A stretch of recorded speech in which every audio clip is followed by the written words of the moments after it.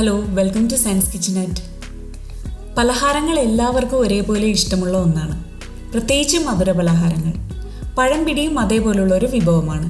വളരെ പെട്ടെന്ന് കുറഞ്ഞ ചേരുവയിൽ രാവിലത്തെ ബ്രേക്ക്ഫാസ്റ്റായോ അല്ലെങ്കിൽ വൈകുന്നേരങ്ങളിലെ ചായക്കൊപ്പമോ കഴിക്കാൻ പറ്റിയ വളരെ രുചികരമായൊരു വിഭവമാണിത്. അപ്പോൾ നിങ്ങൾ എൻ്റെ ചാനൽ ആദ്യമായിട്ടാണ് കാണുന്നതെങ്കിൽ പ്ലീസ് ഒന്ന് സബ്സ്ക്രൈബ് ചെയ്തേക്കണേ. വീഡിയോ ഇഷ്ടപ്പെട്ട ലൈക്ക് ചെയ്യുക, ഷെയർ ചെയ്യുക.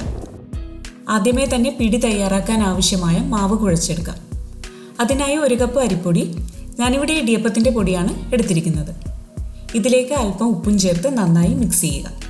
അതിനുശേഷം ഇതിലേക്ക് 1/4 കപ്പ് ചൂടുവെള്ളം കുറേശ്ശെ ചേർത്ത് സ്പൂൺ കൊണ്ടൊന്ന് യോജിപ്പിച്ചതിന് ശേഷം കൈകൊണ്ട് ചെറു ചൂടോടെ തന്നെ കുഴച്ചെടുക്കുക.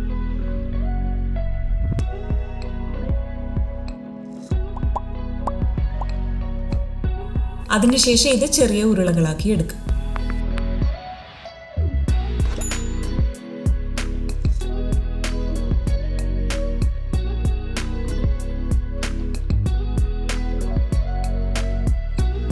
ഇനി ഒരു പാനിലേക്ക് 2.5 കപ്പ് തേങ്ങാപ്പാൽ ഒഴിക്കാം.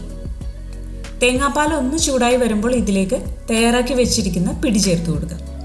പിടി ചേർത്ത് ഉടനെ തന്നെ ഇളക്കാതിരിക്കാൻ ശ്രദ്ധിക്കുക, കാരണം ഇത് പൊടിഞ്ഞു പോകും.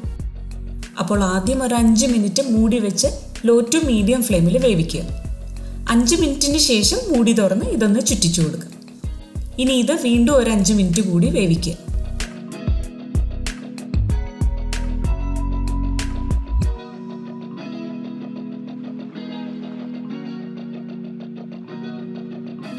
അതിനുശേഷം ഇതൊന്ന് ഇളക്കി യോജിപ്പിച്ച് ഇതിലേക്ക് നന്നായി പഴുത്ത ഒരു ഏത്തപ്പഴം ചെറുതായി അരിഞ്ഞതും 3 ടേബിൾ സ്പൂൺ പഞ്ചസാര, 1/2 ടീസ്പൂൺ ഏലക്കാപ്പൊടി കൂടി ചേർത്ത് നന്നായി ഒന്നുകൂടി ഇളക്കി യോജിപ്പിക്കുക.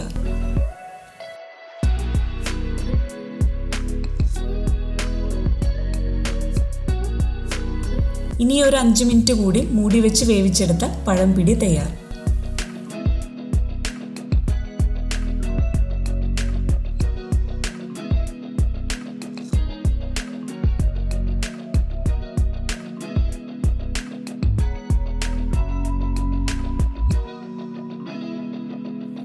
പിന്നീട് ഇതിലേക്ക് കാഷ്യൂനട്ട്സും റൈസിൻസും നെയ്യിലൊന്ന് താളിച്ചു കൂടി ചേർത്താൽ ഇതിൻ്റെ രുചിയും മണവും ഒന്ന് വേറെ തന്നെയായിരിക്കും.